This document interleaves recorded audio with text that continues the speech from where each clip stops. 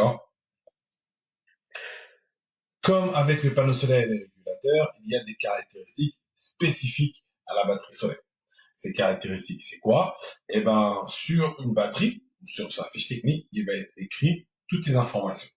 La technologie, c'est une batterie plomb, acide, gel, AGM, lithium, etc. La tension nominale, il faut savoir qu'il y a des batteries de 2 volts, 6 volts, 12 volts, 24 volts. Les batteries OPZ S et OPZ-V, elles sont généralement de 2 volts. Les batteries VRLA, elles sont de 2, 6 ou 12 volts.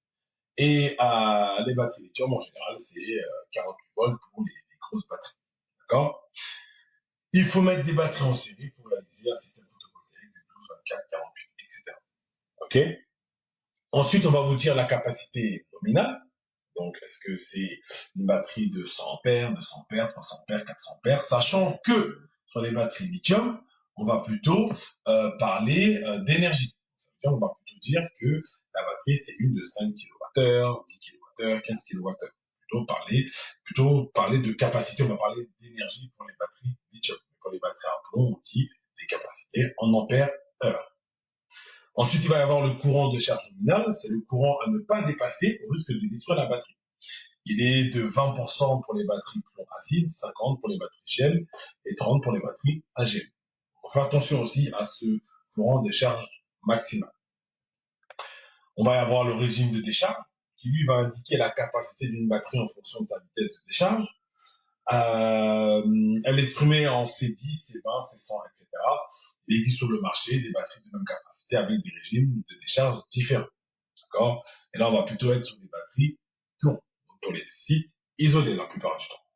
On dit que le temps de décharge n'est pas à négliger lors de l'achat de la batterie. Effectivement. Pourquoi on dit ça? Ce régime de décharge nous permet de trouver le courant idéal de décharge de la batterie. Pour une batterie de 150 ampères heure en C10, il faut un courant de décharge de 15 ampères pour la décharger en 10 heures. Par contre, pour la même batterie, mais en C20, il va falloir avoir un courant de décharge de 7,5 ampères pour la décharger en 20 heures. D'accord? Maintenant, on dit que le régime de décharge ne concerne pas les batteries lithium. Mais vous pouvez aussi avoir l'intensité maximale de démarrage. Donc, elle va désigner l'intensité que peut délivrer une batterie durant une courte période en situation de décharge, par exemple. Et le nombre de cycles. Le nombre de cycles, ça va être le nombre de fois où la batterie va pouvoir être chargée et déchargée. Donc, une charge et une décharge équivaut à un cycle.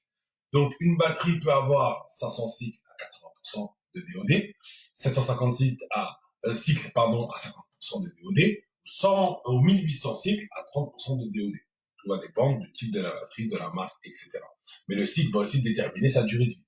Une batterie qui a 6000 cycles, en général, elle a une durée de vie allant jusqu'à 10 ans.